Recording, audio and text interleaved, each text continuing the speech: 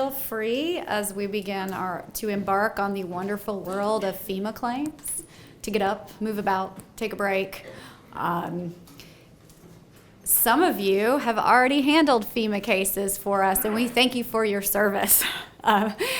Just like the last presentation, I'm going to let Daniel roll through some basics of FEMA to start, and then we'll talk a little bit about how this ties into SBA loans, a very little bit, and some other sources of hurricane relief. The goal of this presentation is to politely convey our feelings about FEMA while not scaring you so much that you don't want to take on FEMA cases, because we do have success stories, but FEMA can be difficult to deal with.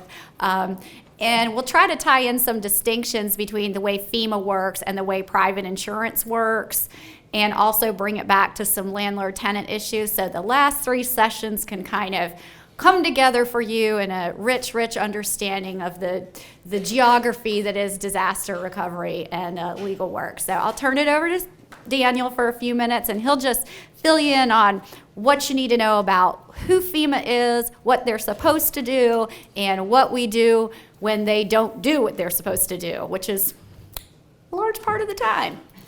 Ooh, jump on that. All right, hi everybody. I'm going to try and contain my enthusiasm for FEMA during this presentation. I did want to make a correction from my last session. The person who was up here last made a similar comment, so I checked the statute to make sure that I was correct about everything.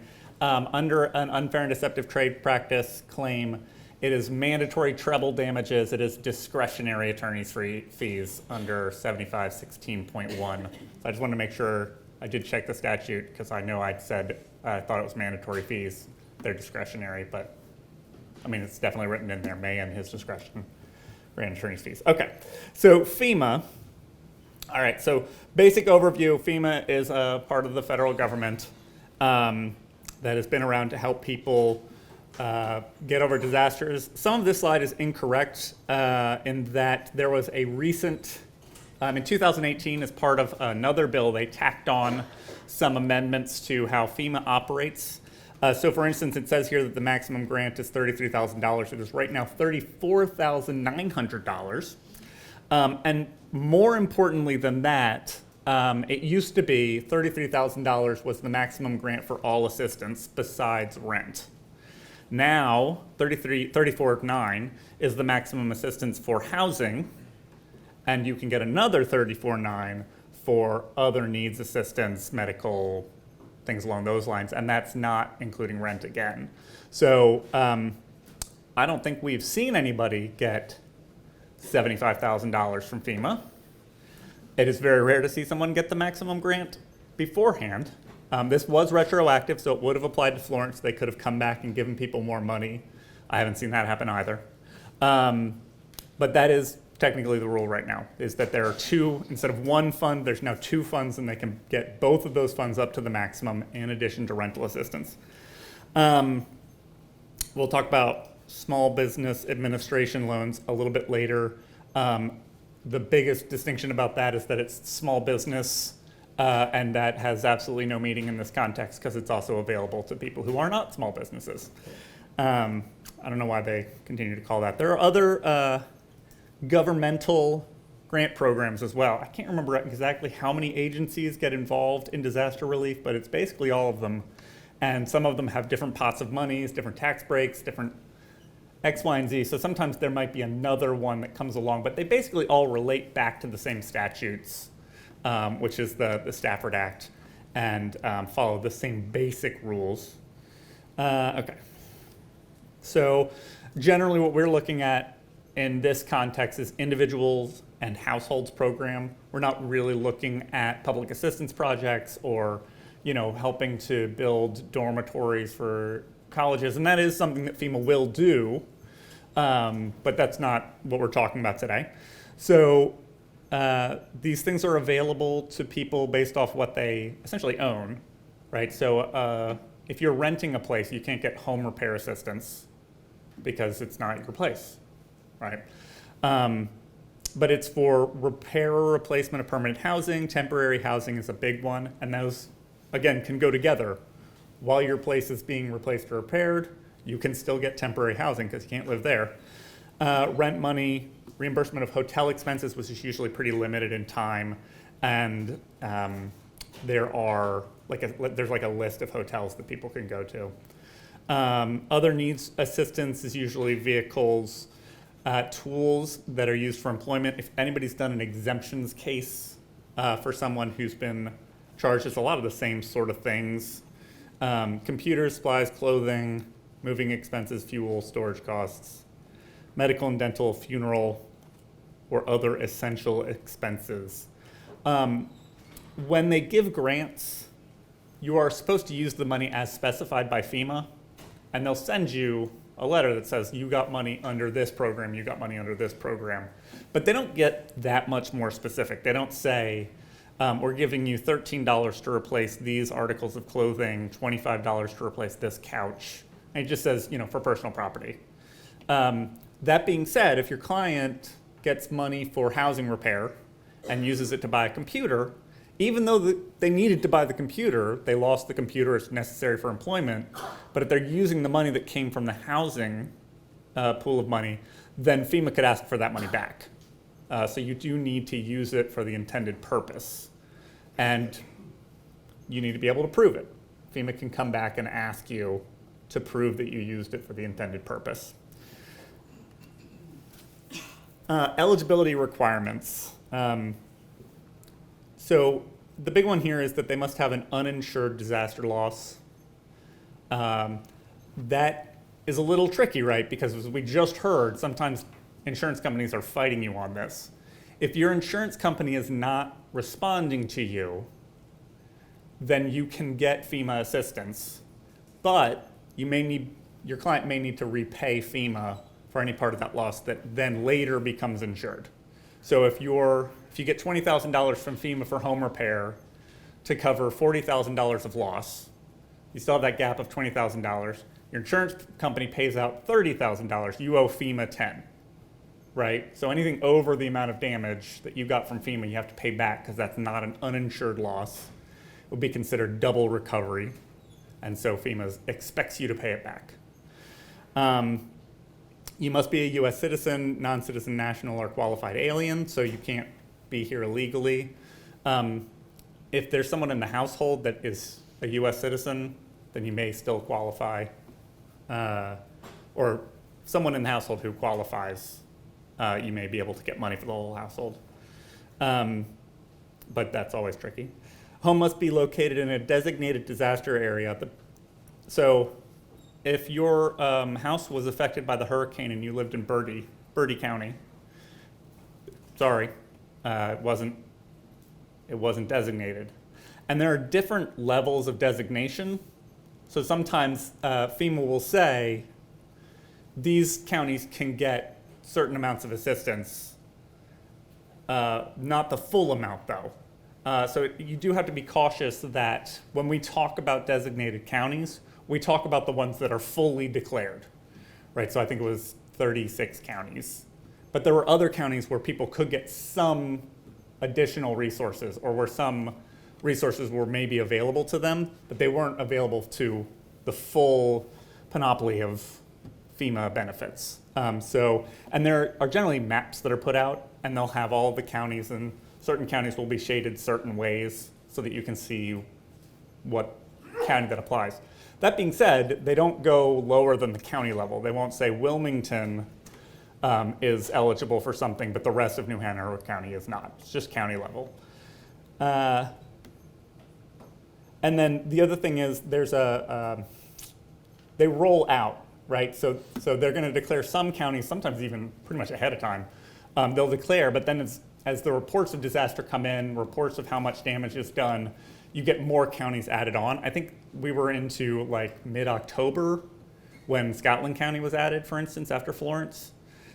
So sometimes you are not eligible, and then suddenly you are. So you should always encourage clients or anybody you know who's got a disaster to apply, even if they're not necessarily in a county that, if they got damage. even if they're not in a county that was declared at the time, because FEMA is supposed to, and I think generally has been pretty good about going back and catching those applications that were submitted before a declaration and then readjusting them. Although you do still want to be on top of it. Must be the applicant's primary residence, and they have to prove that.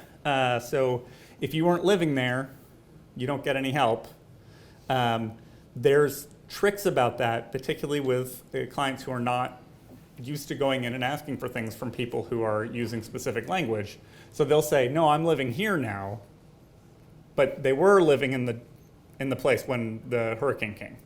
But they're confused about the question. So they're saying, this is how to get in touch with me, this is where I am now.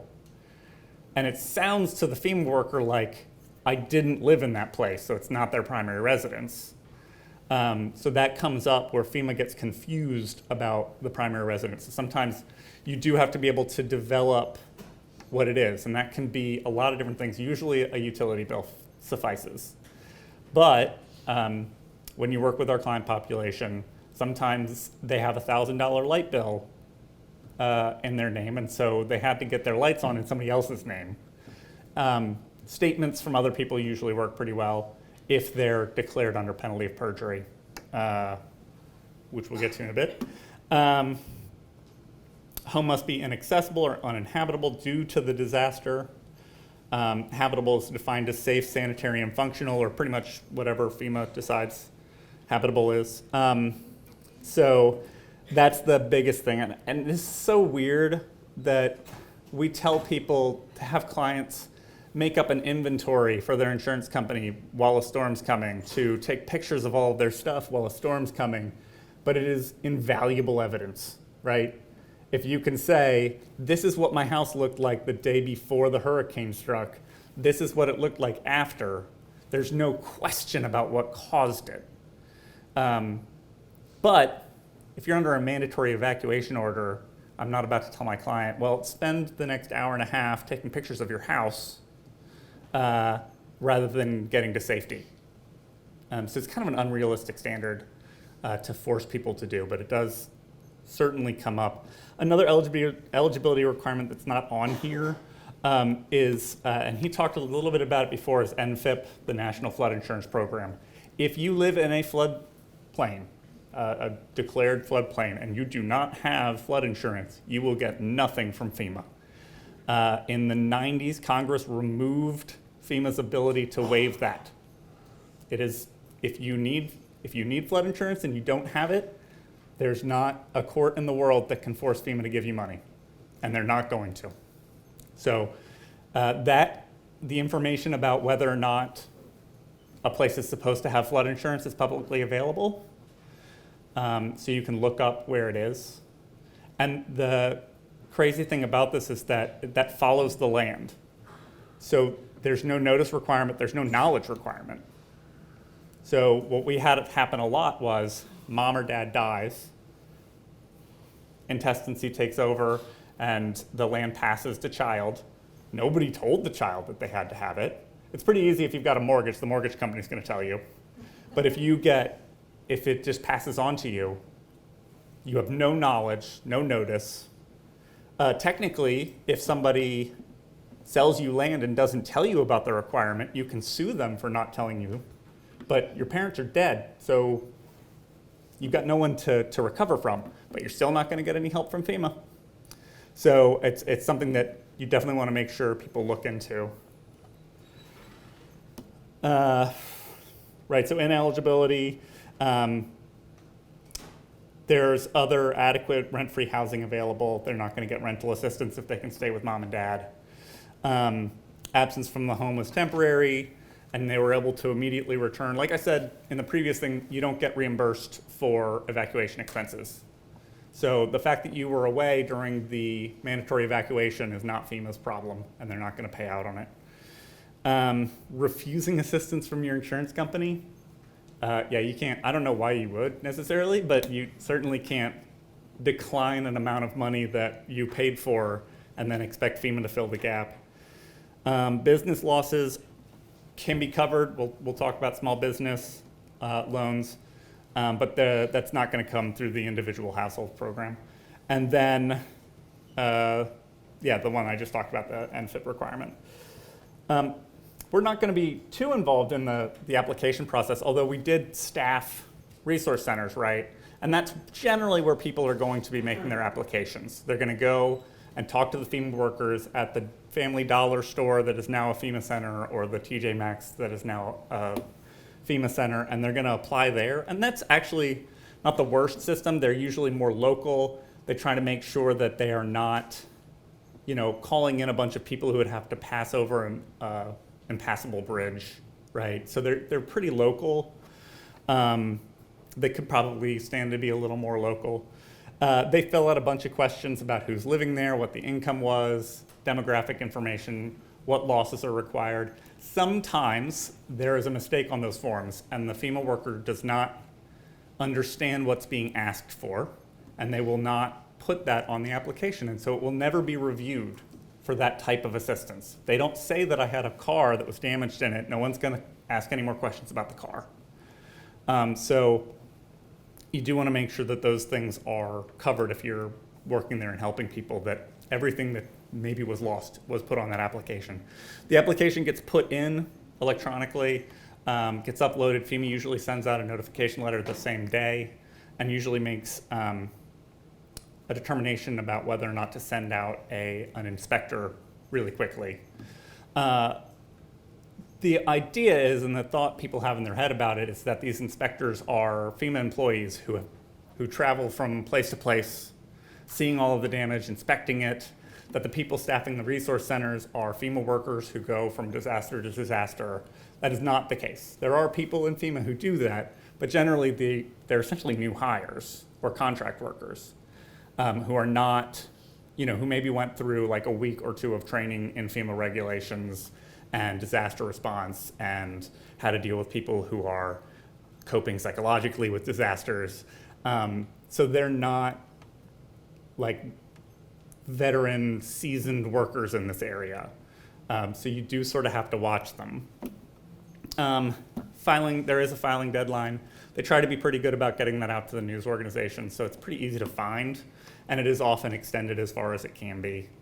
But if you miss it, sometimes you miss it. And I had several clients who missed the deadline because they felt that there were people around who had it worse than they did, right? Well, my neighbor's house got its roof blown off, so I didn't want to apply until I knew they had help. It's like a pot full of money that depends, how much money is there kind of depends on how many people ask for money. So nobody should ever, you should encourage people that if they have damages, ask for help. The worst thing that happens is somebody says no. But if they get money, it's not taking money away from anybody else, right? It's not a big pie chart. So they're not going to be hurting anybody by asking for it. There are also obviously trust issues with the government and what happens with that information and what goes on. Again, you should always encourage people to get whatever money they can. And again, it says here they should apply even though their insurance settlement's waiting. Information necessary, it's the basic information, but you do want to make sure that they have supporting document about where they live and what they own. So, and sometimes that's, in the house that's inaccessible. You can look up any deed in the state. That's public information. Just go to the Register of Deeds website, pull it off there. That's perfectly fine. FEMA sometimes forgets how to do that and says, we did an exhaustive search. We couldn't find any evidence that this woman owns this house. Well, here's the general warranty deed that says she owns the house. So I don't know how you didn't find this. That happens. But if they have the information, they should bring it with them as best they can. Again, who knows? The description of damage on that list is pretty rough. A lot of times people are applying for this without having been allowed back to their house even. So a good description is always fine. Pictures are always better about what damage is there. And just a recognition that some damage is going to be after, right? So we were still having huge floods weeks after the hurricane was gone. And then that mold is still developing to an extent. So just be aware of that. Oh yeah, the bank account stuff, most of the money is going to be routed into a bank account, so it's important that they bring bank account information. Went over that. Right, so the process is that usually within about a week, depending on what happens, they'll send out an inspector. Again, the inspector received a week of training or 2 weeks of training on this. There are some inspectors who are very good, very thorough, but a lot of them are just signing on. Do you have a question? Yes, can you hire your own inspector? Not for a FEMA inspection, but I'll get to that in a second. So FEMA will send out their inspector. The inspector, two big things. They're not going under the house and they're not going on the roof. You know, the two places most likely to get storm damage. These are for safety reasons, right? You don't want the guy walking on the roof caves in. But if you can get pictures of those areas and hand them to the inspector, they're still going to take account of it, right? That inspection then goes in, and through a magical process, they come up with a dollar figure, or they don't. I missed part of the last presentation. Did we talk about Allstate's special computer where they plug all the information in and a number comes out? I used to work for Allstate, defense attorney. It's the same deal with FEMA. They have some little computer system and they put everything in and a number spits out, and we don't know exactly. They won't give us a lot of information about it. So sort of like, trust us. We know what we're doing, but Right. that's how it works. Which is why I might be going to federal court soon for a FOIA request to get that information that's not been answered since June. Right, so yeah, they spit out a number. There's no telling what that number is going to say, but it's going to be tragically low. You're saying they don't share the algorithms Nope. with anybody? They won't even tell us their terminology. Yeah, they won't tell us a lot of stuff. It's pretty opaque how they come to these figures, but we've had people who need roofs replaced and they've given them like $700. And I'm like, how are you? Was it the doghouse? Yeah, I mean, exactly. It's like, how are you planning on getting anybody out here to do this? So amounts are going to be tragically low, and that's going to be a big part of appeals work for this, is going through the process of trying to get something that works, which is where getting an inspector comes in. But just to make sure I'm sticking to this, common reasons why it's delayed or denied: insufficient proof of identity, make sure they have some sort of ID, verification of ownership or occupancy, insufficient proof that the damage was disaster related.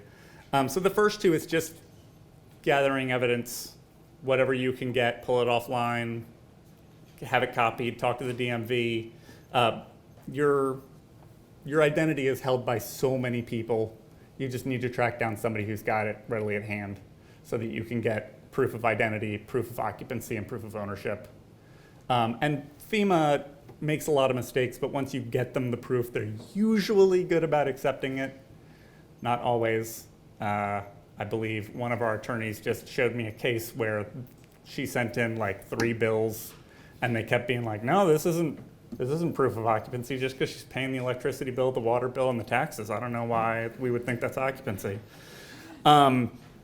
But so sometimes it does take a little bit more, but generally, most cases, it's pretty easy. The insufficient proof that the damage was disaster related. This is a huge issue with FEMA. They've been sued about it. There are court orders saying, about what they can do about it. The law says that it has to be disaster related. Damage is disaster related. It does not say, for instance, that FEMA will only pay for the portion of damage that can be directly attributed to the disaster. That's not what the statute says, but that's sort of what FEMA thinks. So if they say, yes, your roof is destroyed, it costs $4,000 to replace, but your roof was already in bad condition to the tune of $3,000, we're only going to give you $1,000. First off, they do that a lot, even though their inspector didn't go on the roof. So I'm not sure how they're making that determination, but that is a thing that they do a lot. And so it's important to look out for. And because there have been lawsuits, they kind of hide the ball on it. They use acronyms that that's not in their official published list of acronyms. They call it other things or poor condition. I believe the previous one was deferred maintenance policy, where they did not maintain it sufficiently, so we're not going to pay out as much on it. Insufficient damage is a big one. Again, most of these things are when you are going to get your inspector. I mean, if you can find a forensic engineer to do some work for you, I mean, God bless, that would be great. We usually struggle, there's so much work going on, we usually struggle to get even sort of mom and pop contractors out there sometimes. I know that representatives from the Department of Public Safety are coming up, I think after us or after lunch. And then there are other people, public adjusters, when they're not, when they're doing their job. There are sometimes government resources who will come out and do inspections along these lines. But you do have to track them down, and they are very busy. One of the things that we've said consistently from the beginning is that what we need are people to go out and do a sufficient job of looking at these places so that we can contradict FEMA. Because if you submit an appeal that just says, hey, it's damaged, they're not going to listen to you. You need evidence, just like any court case. So that's a huge thing about getting that evidence. And you have 60 days to appeal or an additional time with good cause. So getting somebody out there, I mean, we've had clients who have to wait months to get somebody out there. A lot of people are going to charge for an inspection instead of doing a free inspection. So that is a sort of a harsh reality. If nothing else, make sure the client takes pictures of the damage, if that's, last resort. Sometimes you can, when you appeal in writing. I'm not sure if we have it. Right, so appeal 60 days. Has to contain a lot of specific information, must be notarized, or include the statement. We usually just have it include the statement, I hereby declare under penalty of perjury that the foregoing is true and correct. Just a quick note on that, do not change that language. That language is sacred to FEMA. And if you said, I hereby declare and state under penalty of perjury that the foregoing is correct and true, they will deny it because it did not match the same language. It's a little crazy. So you submit all the same sort of things and anything that they've asked for. FEMA will occasionally ask for specific documents. So you want to make sure that you're giving it to them. Receipts, estimates, proof of costs, proof of treatment, and then obviously the inspection reports.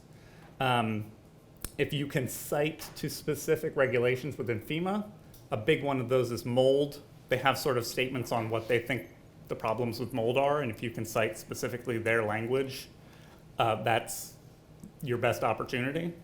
But if you don't provide evidence, they're going to deny you. 9 times out of 10, they might deny you anyway. So you want to be careful about that. But it's just like any other appeal, just like any other legal appeal, essentially. It goes to a place in Hyattsville, and we've had a lot of success, I think, with faxing them because we have confirmation reports that it got there. But they'll accept both. You do have to, so I should say, you want to request the FEMA file. That'll give you mail log notes about what was, who called out to what. And you do that by just getting that stuff where they say, I'm, hereby declaring under penalty of perjury, here's who I am, here's the evidence, here's the FEMA number. And you just say, I want to see the file. What they show you kind of wildly varies, but generally they'll send you any correspondence that was sent to the client, which may or may not have been received. They'll send you the initial application where you can get a lot of good information. They will send you the inspection report, which will not contain a lot of good information and will be cut off in multiple places. And they will send you the mail log reports about when they make calls. They won't send you anything about the decision-making process, why they decided to do one thing or not do another. And then submitting the appeal to this place. Again, you can kind of point back to their own language when you do that. Late appeals, like I said, it has to be an acceptable reason. Usually the reasons are the same good cause reasons you would have in court. Forgetting about the deadline is not a good reason. just like in court. So if you do file an appeal, they might reinspect, they might not. We see it occasionally, and when I see it, the results of the inspection don't change in ridiculous ways. So they'll basically say like, no, the mold hasn't moved at all, you know? Like, oh, well, before the mold was in 30 square feet of carpet, and 3 months later it's still in 30 square feet of carpet. Okay. So I don't put a lot of, trust in the FEMA reports, the FEMA inspection report, unless I can use their words to criticize them. Then I want to get somebody else in there, and usually more than one quote, if I can swing it somehow. So the check on the status of the appeal, there's a lot of things you have to check on, and a lot of times you have to call FEMA. I don't know exactly what system they use, but occasionally you'll send something in, someone will flag it, and then immediately unflag it, and you'll never hear a response.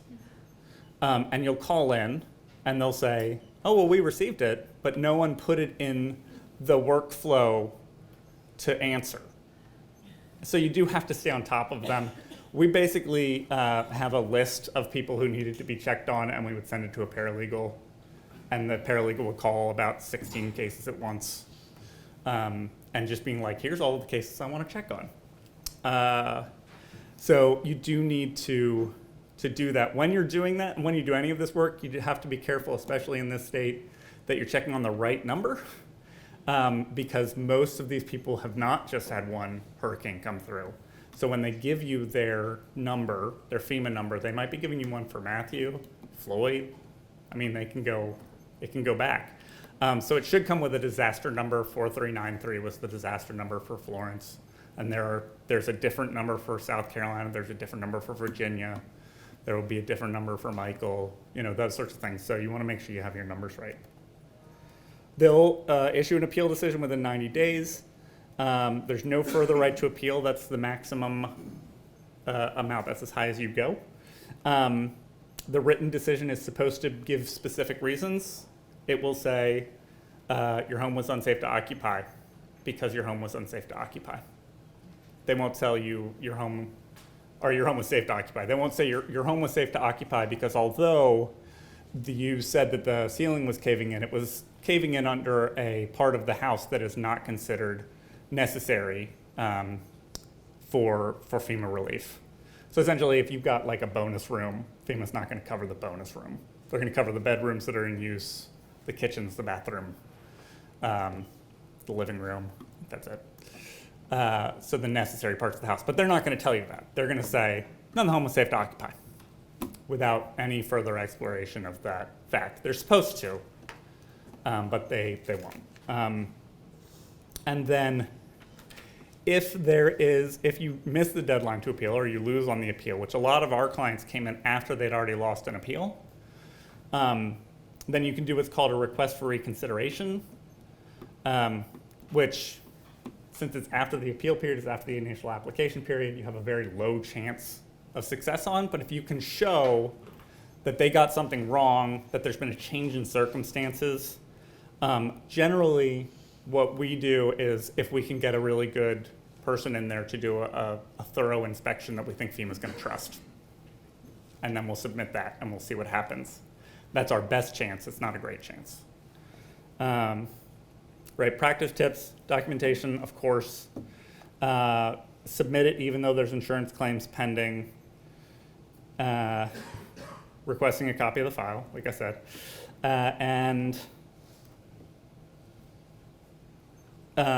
Oh yeah, I should say one of the reasons that they deny is because the home has to be safe to occupy. The person's living there.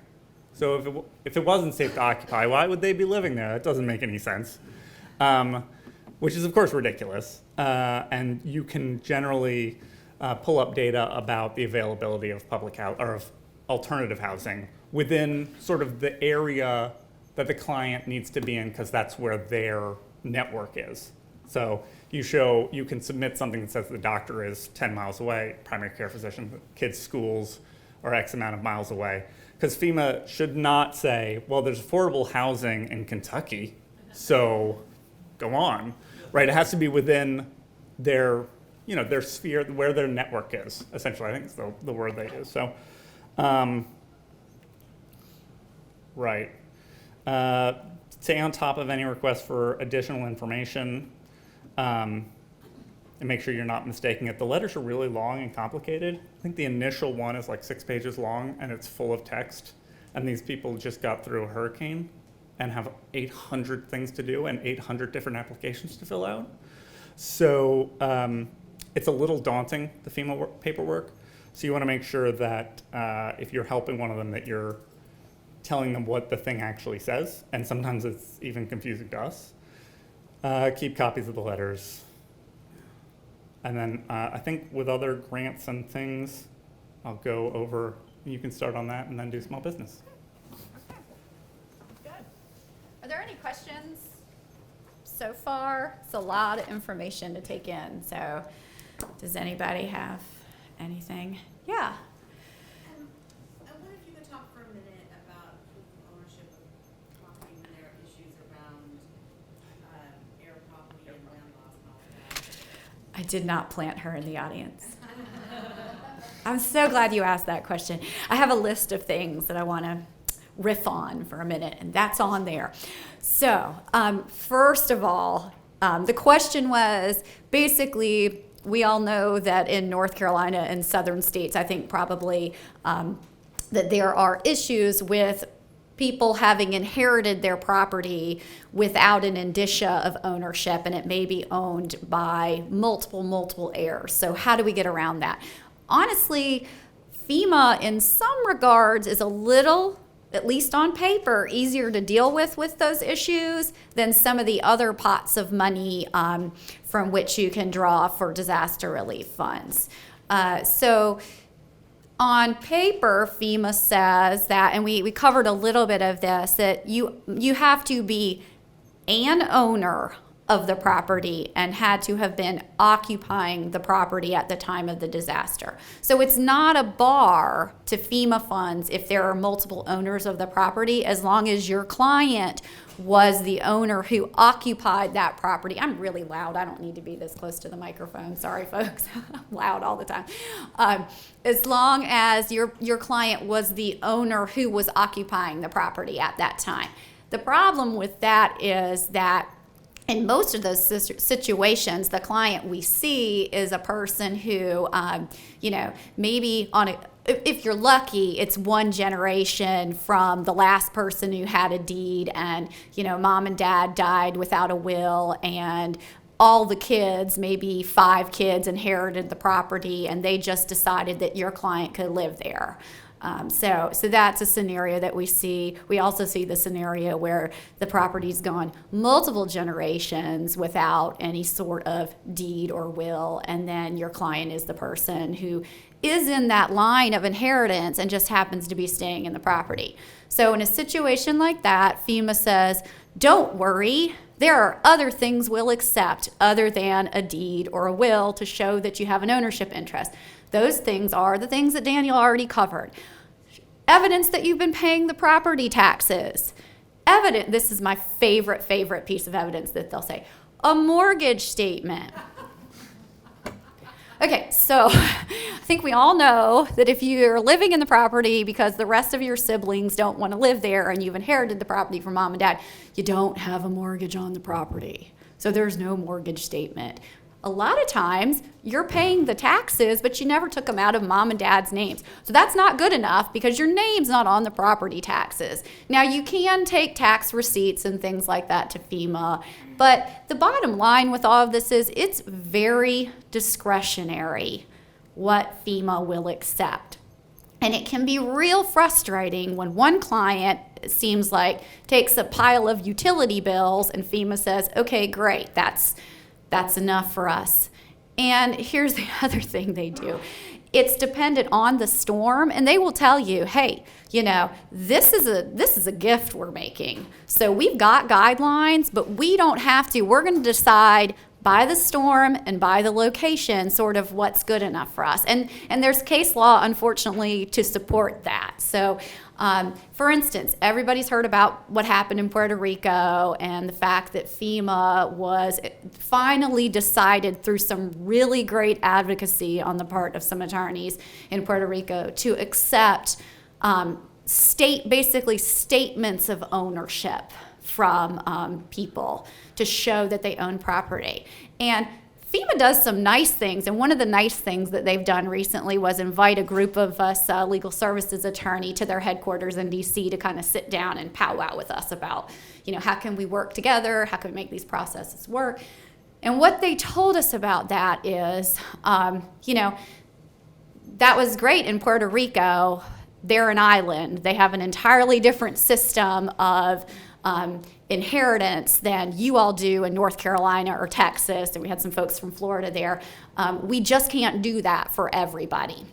And the bottom line was that in Puerto Rico, the government there had decided that that was enough for them as well to show ownership. We don't have that here in North Carolina. There's not a statute in North Carolina, and I'm not advocating that we, for legislation, I'm not allowed to do that, but there's not a statute here that says if you don't have a deed for purposes just generally, we are going to say that as long as you've got an affidavit from other folks or a statement of ownership, that's enough for the state of North Carolina to show us that you own the property. So that's sort of where FEMA stands on those types of things. They're going to look to the guidance in the location of the property for what's acceptable to prove ownership. But you really can work with your clients to come up with some creative documentation of ownership. And just because something hasn't worked in the past doesn't mean that you shouldn't try it at least one time with FEMA for your client, because again, it changes from storm to storm.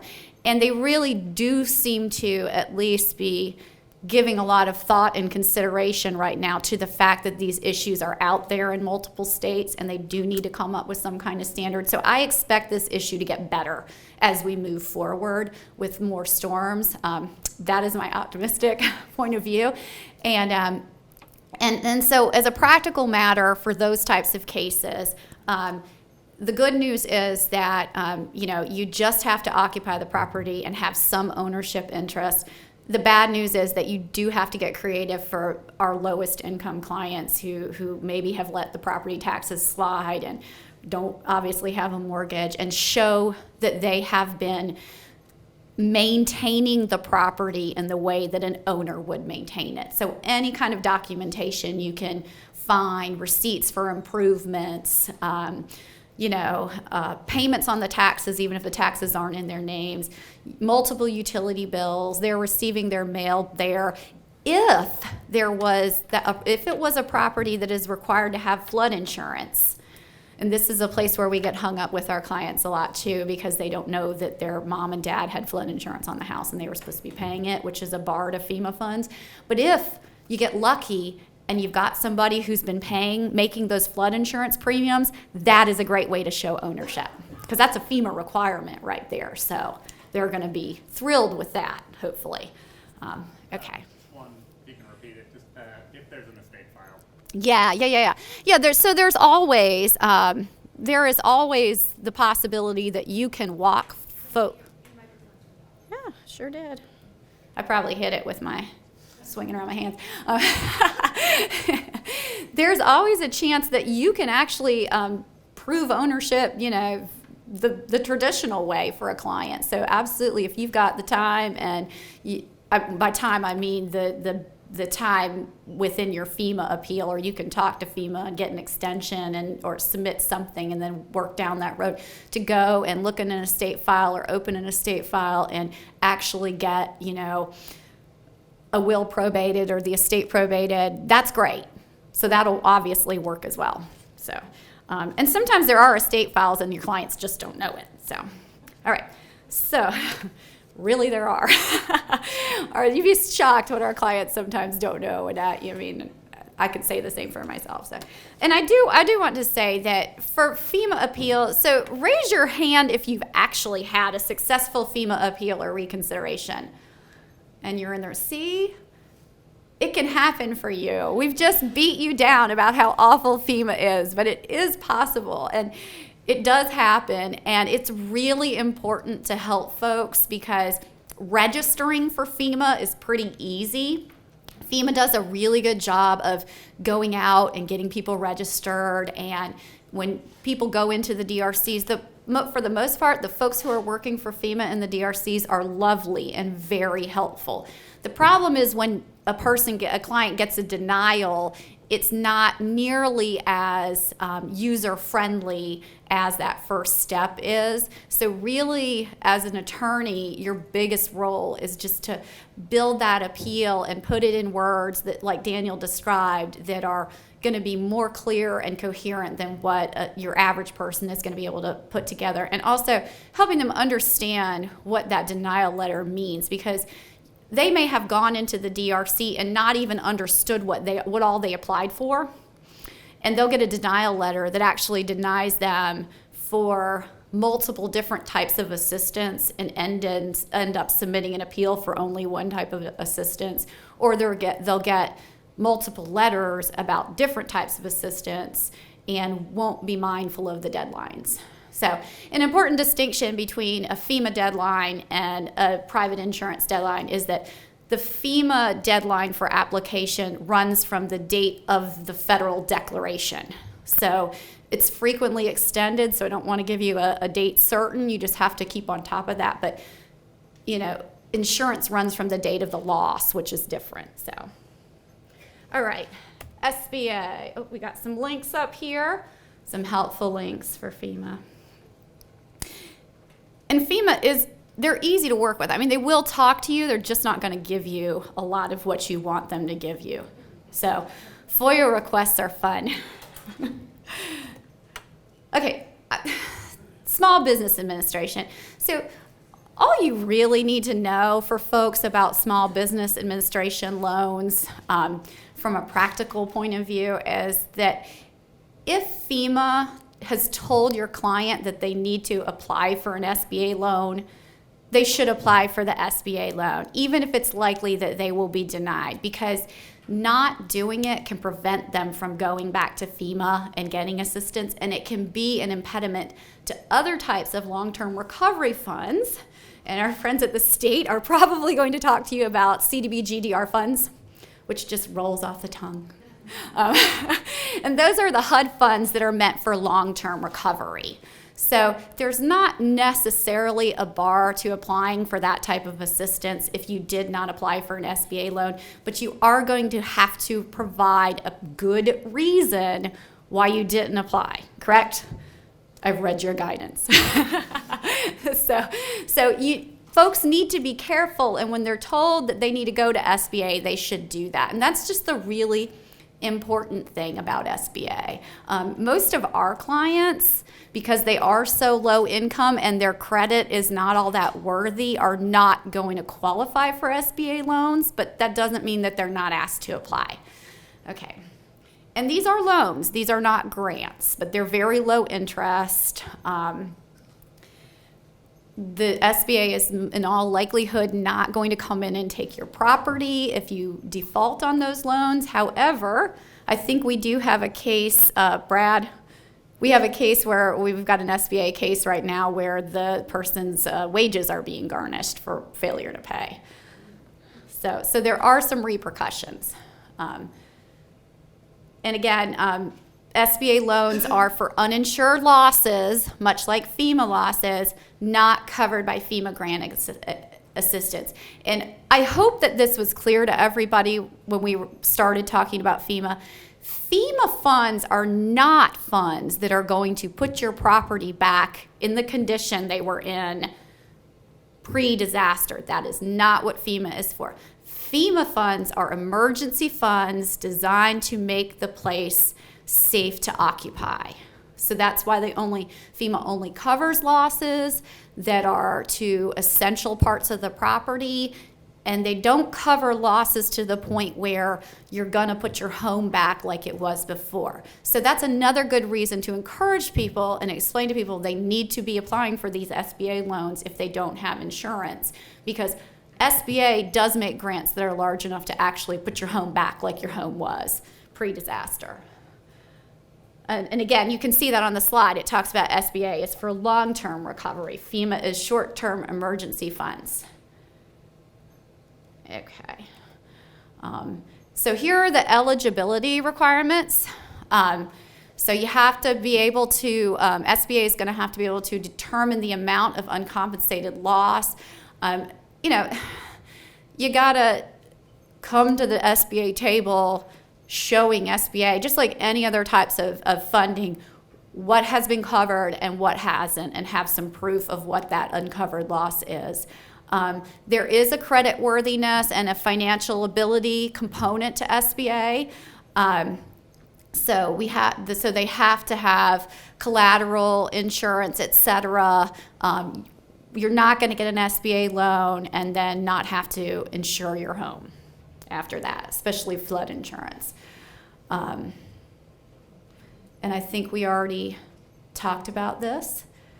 And this is an important piece we haven't covered. SBA loans will provide some loans to sort of mitigate future damage or for elevation and things like that prevent the home from being destroyed or impacted again, of course, because they want to protect their investment.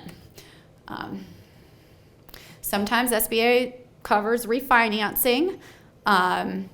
A qualified homeowner is one who cannot obtain credit elsewhere, but still can repay. So that's a very narrow segment of the population, has a substantial uncompensated disaster loss, and intends to repair the damage. And then this talks about renters, homeowners. So renters can get SBA loans as well, just like renters can get some FEMA coverage for personal property losses. And you can use some of those funds to relocate during the repair period.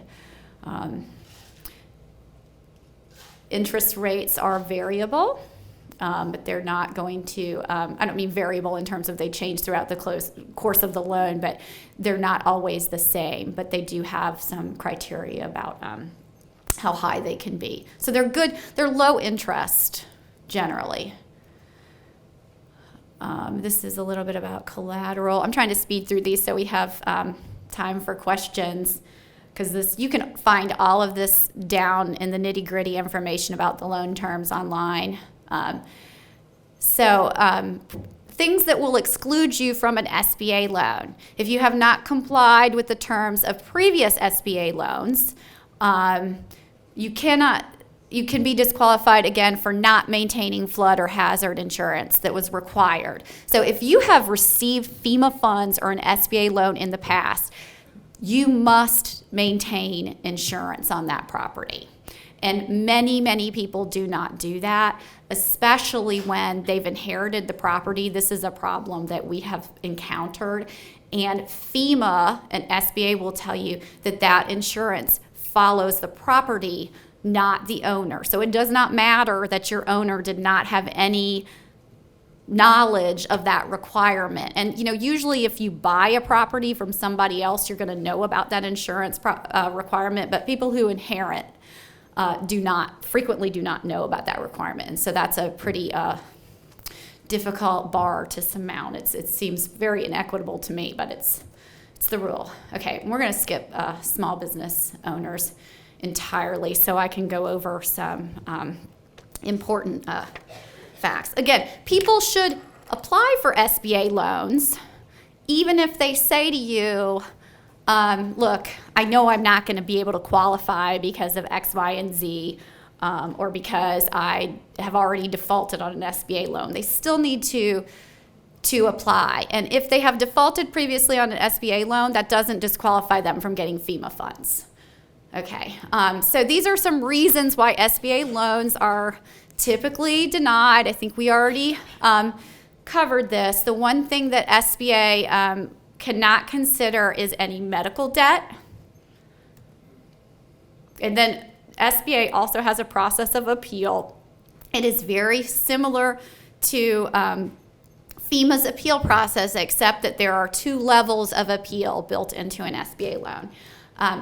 people get very, very frustrated with these application processes and the fact that there are so many moving parts in the disaster recovery process, and they feel that they're getting shunted and they're just being given telephone numbers. If you can be that person who is their point person and helps them navigate the system, even if it's not successful for them, it means so much to an individual who's been through a traumatic event like a hurricane and has lost everything, just to have somebody who, instead of giving them another phone number, sits down with them and helps walk them through that process.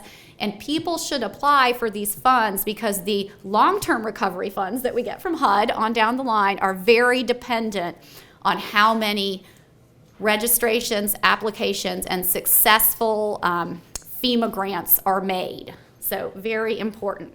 I'm going to try to look at my notes real quickly here and make sure that I cover all the little things that came to my mind while Daniel was speaking. Supporting documentations, Daniel was talking about how, they'll say, FEMA will say we did a thorough search and we couldn't find, a deed for this property. Actually, a lot of those documents, FEMA will tell you, are collected by their inspectors on the ground. So FEMA will come to a person's home and they get in there pretty quick after the disaster. They're really good at completing their inspections. I mean, I do give them kudos for getting in there fast. But one of the downsides of that is that people are kind of in a state of shock. So they're not aware that they need to have their deeds on hand and they need to have all this evidence of who they are. So it's good if you're lucky enough to get a client early on and you can tell them what they need to have on hand when the inspector comes, or even be there when the inspector is there with them. That is fantastic. And people need to know that during that initial FEMA inspection, they really need to be pointing out to the inspector, look at this over here in my very essential one bathroom that I have in my house. The ceiling is caving in and, the toilet's going through the floor. And folks need to advocate for themselves. It's really, really important to be home and participate in a FEMA inspection. FEMA does actually break down what their funding goes towards. They just don't let the consumer or your client or us see very often what those breakdowns are, but you better believe that they have a list that says couch $60. They do that. So that data is out there. Getting it is pretty difficult, but it is so essential that when your client gets FEMA dollars, they keep receipts for everything that they spend that money on and that they spend it appropriately. Because not only may FEMA recoup those funds a few years down the road, but in order to qualify for the long-term recovery funds, the HUD funds that are administered by the state, they're going to have to show that they spent those funds appropriately, or the state is required through the Stafford Act to collect some of those dollars. I don't know how in the weeds you guys are going to get into that, but it just, not doing what you're supposed to do with the money you receive from the federal government really, really impacts you way on down the road. So, and it's hard for folks because we know we're 3 years out from Matthew now, and people are just starting to get those long-term recovery funds now. So obviously, the FEMA money is gone. They don't have it sitting in their bank account to pay back at this point. So really important to educate clients after you've been successful in their appeal or their reconsideration, spend that money like it's supposed to be spent. You may have medical expenses, you may want to pay rent, but that's not what you got the money for. You got to use it like it's supposed to be used and keep receipts. That's just part of educating your client on the end. We have no, we're at time. Oh, that clock's wrong. I am so sorry. I was just gonna, okay, 2 minutes. Anybody? FEMA's really not that terrible, I promise. I helped someone who was in a buyout from Matthew, Uh-huh. and she was elderly, and she needed someone at the beginning of the process. Is there any way that someone can identify? I know it's a mess, and I know it's chaotic, but it seems like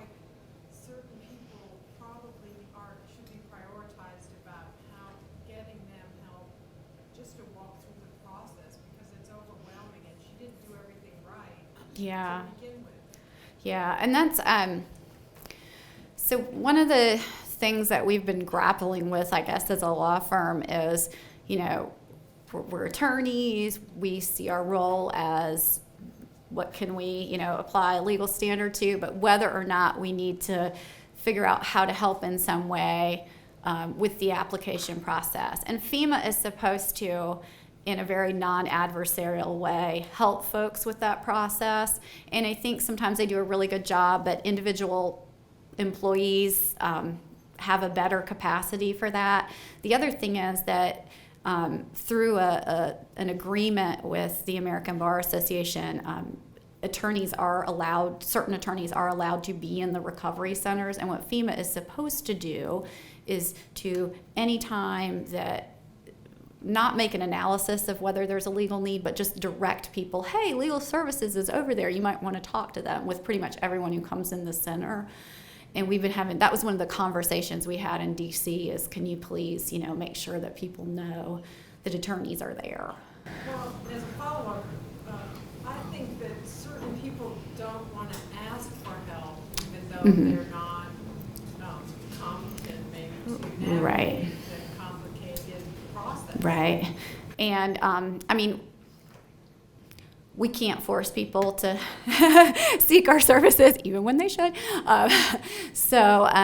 You know, I don't know what the answer to that question is from the point of view of an attorney, other than just to have a presence at the front end if we can, and hope that people will seek us. And, you know, it is a part of the federal government structure, so people are entitled to accommodations to help them through the process. Whether or not they know to ask for a reasonable accommodation or a reasonable modification of the process is another thing, you know.